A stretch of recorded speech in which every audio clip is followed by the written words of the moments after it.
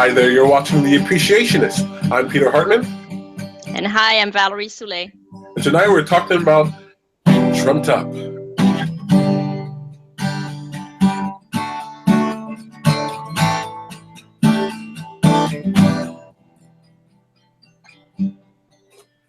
Well, I'm a little tired today because I was up until about 4 a.m. last night, which is not exactly unusual, except I was sitting down watching the elections. There's a reason why the show is called Trumped Up today. And I want to start the show in a segment what I learned this week. And what I learned was you can't trust pollsters. I mean, all the polls, everything was saying that Hillary Clinton was going to win, and look at what happened. I have a mixture of feelings. I feel very sort of confused and jumbled, but this is reminding me of something that's really important, to care about your opinion, to care about the opinions of others, but care about your opinion plus one. We did an event recently called Leaving Room for Evil, Temptation, Leaving Room for Evil. And it was all about sort of looking at both sides of a thing, letting in both the light and the dark so that you understand it more fully and so that you become a stronger person. And if there's one thing I noticed in the media leading up to this election, leading up to this night of voting, was that not everyone was paying attention to both sides. Not everyone is willing to listen to what they perceive to be the wrong side. You could be on the Hillary side looking at Trump's people thinking that they're, racists and bigots and misogynists, and there are people on the Trump side looking at Hillary's team, calling them, corrupt, criminals, crooked. But when we sort of ignore the bad things about life, when we sort of ignore what we disagree with, then we sort of lose our balance, we lose our perspective, and then we can make predictions about ourselves or about our lives or about the future that may not be accurate. So it's really important to sort of pay attention to how you're feeling, open yourself up to the information, and then trusting your opinion and moving from there. It was very exciting. I know, Luca, you were telling me before that you're not very political, so that's very cool. I think you'll keep all your friends here today. Val, would you say that you're political? No, I'm not either. But honestly, I'm usually more interested in what's happening in the States than what's happening here. It's always been like that. I don't know why. But I'm not super invested in it, But I was curious, like you, and I did wake up a few times during the night to find out, but if the results had been in or not. So, yeah. Yeah, like I'm a political junkie, but just like you, Val, I care more about American politics than I do about Canadian ones. And it does matter. It does affect us. I know it seems crazy talking about politics in another country, but it's the politics of the world, and it does matter. The whole world was watching last night, and man, were we surprised. Well, some of us were surprised, but some of us weren't quite that surprised. But we'll talk about that later on in the show. So what I learned, it's not something that's new to me, but it's something that I am going to reinforce, is to care about the opinions of others, to be open to the information that's being provided, whether it's positive or negative for you, and then to care about your opinion plus one. Instead of voting what everybody tells you to do, you vote what you think you should do. And I don't know if that happened yesterday, but I don't know what happened yesterday. It was kind of crazy, but we'll get to that. I'll jump right into our moment of appreciation. Moment of appreciation is a segment on our show where we talk about what we appreciate. It can be something good that happened that's easy to appreciate, or it can be something that wasn't so great but that we can see the value in today. And of course, my moment of appreciation this week was election night. It was my Super Bowl. I don't watch sports, but I do follow the horse race of politics, and man, was I excited. It's really cool. I shouldn't say it like this, but anyway, when you're watching sports, when you're watching anything, isn't it more fun when it's a close race than when it's a blowout? Yeah, of course. And so don't be upset with me for wanting it to be close. It was close, and man, did I enjoy it. So that was a lot of fun. How about you guys? You have a moment of appreciation this week? Yeah. The past week? Val. A few days ago, I was sitting on my couch and just looking at the tree outside my patio door, and it still had the golden leaves on it. And the way the wind was blowing, the leaves, the way they were moving on the tree and in the wind, it looked like they were laughing. It just, I don't know, it just made me think of that. And so I was just filled with this huge sense of joy. It was just, it was simple. and unexpected and very nice. That's really good. I really like that. Human beings, we have this amazing quality to project onto our world. In this way, personification, assigning human characteristics to non-human things. And it's a lot of fun when you feel like the nature around you has a personality, when there's a mood to nature, when the trees are laughing. I really like that. I always see them as like dancing. I guess it's you see their motion, but man, would it be cool to have that experience that you had seeing them laugh. That's good. I like that. And it tells us a little bit about your mental state too. Um, that sounded strange. I know it sounds very strange. Like I don't have a stable mental state or something. I don't know.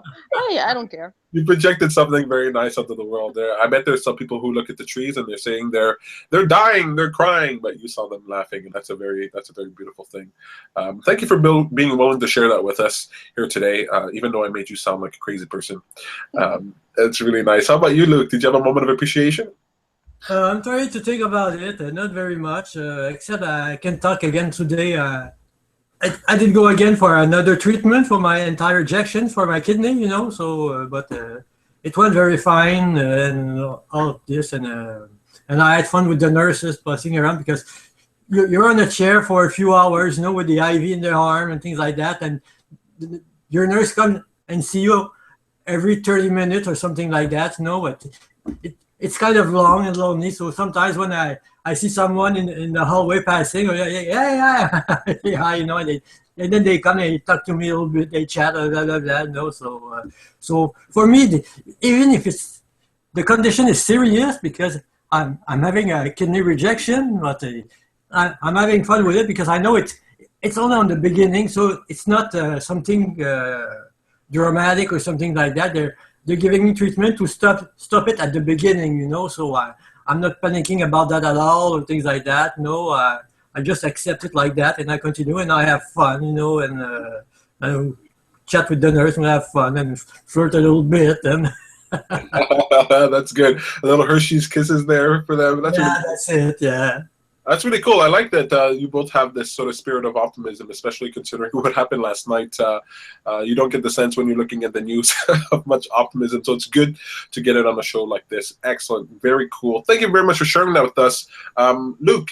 Just so you know, in the coming days or shortly, we're going to be having our podcast go online, so you'll be able to listen to. I don't know if you ever listen to podcasts or listen to something on an MP3 player, but that's how I kill the time. When I'm bored, when I'm standing in line, when I'm waiting for something, I put on my headphones and I listen to podcasts. Wonderful conversations, learning new things, being exposed to different things besides just like music or something like that. So we'll have that for you soon. Okay. Okay, perfect. Look, great moments of appreciation. I really love that. We're gonna have a short show here today, so I want to jump forward to our next segment. What a great idea! And that's where I point you towards a product, a service, an event, an idea that is deserving of your attention. Because whatever we give our attention to becomes a greater part of our experience. So why not give our attention to great ideas? This one, well, it's a little self-serving. There is an event coming up this November 12th. I think it's Saturday. It's called the Quebec Animal Rescuer Awards, the Quebec Animal Rescuer of the Year Award. And if you remember from last year, I hosted this event. My brother did comedy at this event. It went very well. It was a lot of fun. And so they asked us to do it again this year. And that's where I'll be this Saturday doing another hosting event of this. I think it's really cool. Growing up, I'd never been one to think about animals, honestly. Right now, Sam has a stray cat who's on her balcony, and she's helping her out. Sam has a soft spot for animals. I know Val does. I know Tonya does. I know a lot of people in our group do. I never really had any sort of feelings for animals, honestly. I'll tell you that. I didn't grow up with them. I had 9 goldfish that all died. I got 3, then they died, 3, then they died, 3, then they died. Then I realized that keeping them in a bowl of Jello wasn't going to preserve them, but you know, you live, you learn. I like Jello. I thought fish like Jello too. No, I'm kidding. But that's where I'm going to be. So it's really cool if you are in the Montreal area and you want to check it out. You want to support. They're giving out money to these people who are helping animals. It's a great time. You're just praising people. All I have to do is praise them for the great job that they're doing. And so it's really, really a lot of fun. That's going to be November 12th. You can find that online. Quebec Animal Rescuer of the Year Award. Today's topic, trumped up.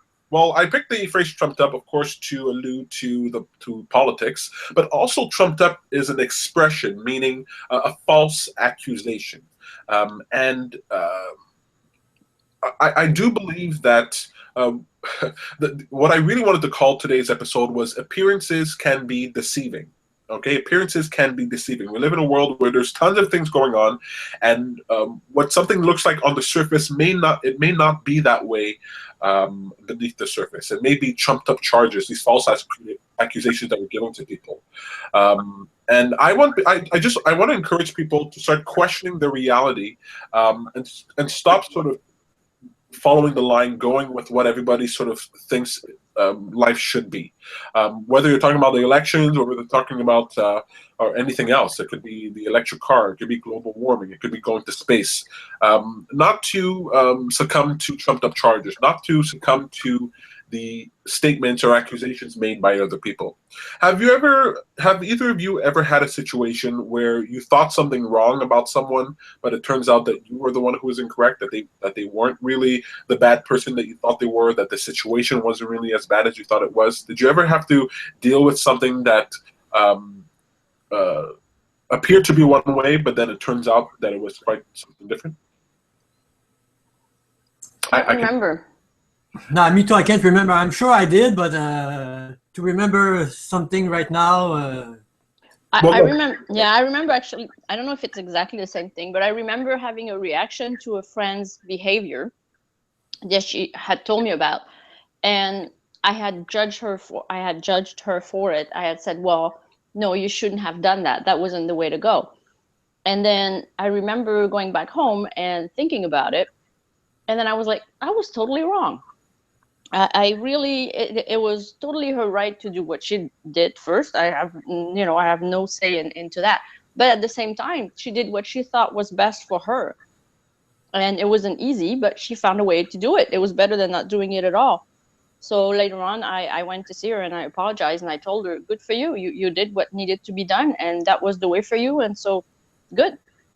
I remember that. I'm not sure if it's exactly the same, but no, yeah. that's good. I really like that. And I like that, Luke, you're saying that, of course, maybe you can't recall it right now, but of course you've had moments like that. And that's the point, it's, I've, of course, had moments like these where I have opinions about people, snap judgments about people, or I'm listening to somebody else's opinion. And I think it's one way, but when I dig beneath the surface or find out more about the situation, I realize that something else is going on, something far more impactful. And I sort of, because I've had those moments, okay, let me say it this way. Even though we've had those moments, don't we still find ourselves sort of judging people unfairly or taking what we see as face value as the truth? Don't we still do that on a regular basis? Absolutely. I'm still putting people and circumstances in boxes because that's the easier way to go at first. Look, that's what it is. When we used to live to be 20, 30 years old, there wasn't much time for deliberation. You made your decision and then you sort of stuck with it, and that was sort of how life went. But now we have we have more time, more leisure to think about things. We also have access to more education, critical thinking, more knowledge, and we can dive in deeper. But despite all that, we still judge people. We still accuse people falsely and put them up on trumped up charges. And it is incumbent upon me, and I feel compelled to urge people to always question what you think about a person. I'll give you an example, and this is with politics, and I don't want to make any enemies. I don't want to make any enemies, but I'll tell you this. There is a website called WikiLeaks, wikileaks.org, and I don't know if you guys have heard about them, but they are responsible for whistleblowing. So anybody in governments across the world, if they want to whistleblow, if they want to spill the beans on something that's not going right, then they can provide the information to WikiLeaks, and WikiLeaks will anonymously leak it out. Well, during this election, WikiLeaks released hacked emails for the Democratic National Committee, as well as Hillary Clinton's campaign. And in those emails, there was a lot of information to suggest that who we thought Hillary Clinton was or is was not completely accurate. Okay, I don't think she's a bad person. And certainly Trump has a lot of things against him.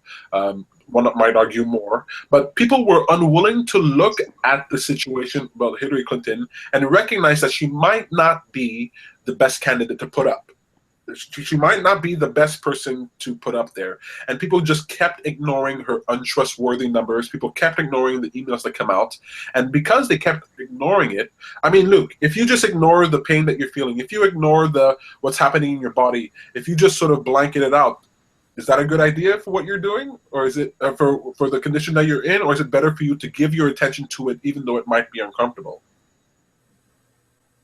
You're talking to me now, eh? Yeah, exactly. Like, no, that's sure. You have to take attention to it and see if it means something or not, you know, and if it's serious or not. Sure, yeah, you have to take attention on it. Yes, and yeah, absolutely. And it's really important. And what gets me now is that I know that everybody knows this. Like, I know we all know this, but I wonder why we still like go with what looks the most obvious, you know. Why do we still do that? And I don't know.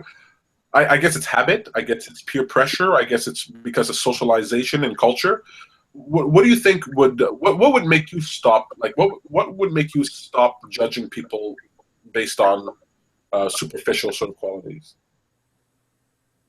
What would have to happen to you? Would you have to make like a really big mistake before you told yourself, okay, I'm never going to judge anybody again? Or is there an easier way to go about that? Well, just the easier way to go about it is keep your mind open as much as possible. Remind yourself to keep an open mind. Whenever you feel yourself judging, you know, try to look at the other perspective or another perspective. But it depends where your emotions are, depends where the momentum is, depends what your day has been. But be aware. I think being aware. What would stop me? It would have to be like a consequence that would be like almost right away. Like, okay, you're judging, boom, like you have a consequence. Of course, that is not nice. That would really make you think twice because, you know, it would be immediate. So you would adjust right away. That's right. Actually, that's a very good point and a good place for us to sort of pause the conversation, only because I wanted to keep this episode short. But I think what you said there is exactly right. Awareness, right? The more awareness you have, the more exposure you have to experience, knowledge, and understanding, the better decisions you're going to make. And if you consider the history of humankind, if you consider what happened to Galileo, if you consider what happened to great people in history who tried to proclaim that what the world looked like on the surface wasn't the way it is, that the Earth isn't the center of the universe, that the sun is bigger than the moon, that human beings are part of the animal kingdom, that fossil fuels are not the only a culprit for global warming, that eating meat can be even more detrimental. When we start paying attention to what's going on, when we start being aware and getting that information, then we can make decisions that will suit us. I hope that this election was enough of a huge consequence, like you're saying, Val, that actually makes people go, huh, all the news, all the pundits, all the polls, everything that we listened to said that that Hillary would win, but she didn't. Now let's question the media. Let's question the polls. Let's question what's happening in politics. Let's question what people are saying about them. And let's get more information, become more aware. And I think that's what activism is all about. I think that's what education really is about. It's about helping to make the world a better place by not only giving you information, but causing you to want to be more aware. And I think if we do that, then we can learn from this. Some might consider a disaster, some might consider to be a wonderful gift, but to learn from this crisis of conscience that we've had here with Donald Trump and Hillary Clinton. There's a lot more that I want to say about it, but I know my friend has to leave here soon. So before I let you guys go, I have to ask you, what's for dinner? What did you eat the last 7 days that you enjoyed? I had steak the other day, and I hadn't had steak in the longest time. I know it's not good for me, but oh my God, it was so delicious. Oh, it was so nice. I actually feel like eating steak right now. What about you guys? I made some. I bought a new blender, and I'm really happy about it because I can do all kinds of stuff with it. And I made some vegetable. It was supposed to be soup. It ended up being puree, but it's very, very good. Doesn't look good, but it tastes wonderful. And so I'm really happy about that. And I also made some kind of a smoothie that I can freeze and turn into ice cream. And so again, very healthy and very good. So pretty proud of that on myself. That's pretty cool. How about you, Luke? Well, nothing special, but like today when I was at my treatment, they gave me a sandwich, you know, and a little bowl of soup, and a soup, either broccoli or some green vegetable like that there, and it was very nice, the soup there. Yeah, so. Very cool, very cool. I know Sam just got a food processor, so she's in the same boat with you, Val, trying out new things. Soup, huh? I haven't had soup in ages. I think you guys put me in the mood for soup. Yet again, why we leave what's for dinner for the end of the show. I want to thank you both for being here. Luke, thank you for being here once again. Thank you, Valerie Soule. If you want to find out more about her, you can check her out at thepowerofomotion.ca. She has a meetup coming up on November 15th. Is there any spots left? No, I have 3 people that are on the waiting list, but you can try. I mean, things might change. Yeah, get on the waiting list. Things might change. Key questions for living a life of empowerment. That's a workshop with Valerie today. It's really, really cool. We worked on it together. She made the workshop, and I just helped out a bit. But it's going to be really cool. And Samantha has a meetup tomorrow. Get inspired to change your life. Group life coaching session. I think there are a few spots left, so if you want to get on that, go to Self-Discovery Montreal. For our meetup group, meetup.com/TLOAMTL. That's TLOA in the Law of Attraction, MTL in Montreal, or go to the lawofattraction.ca and click on calendar. This is the end of our show, guys. All right. Thank you. Have a great week. Yeah, you too. Bye. Bye-bye. Bye.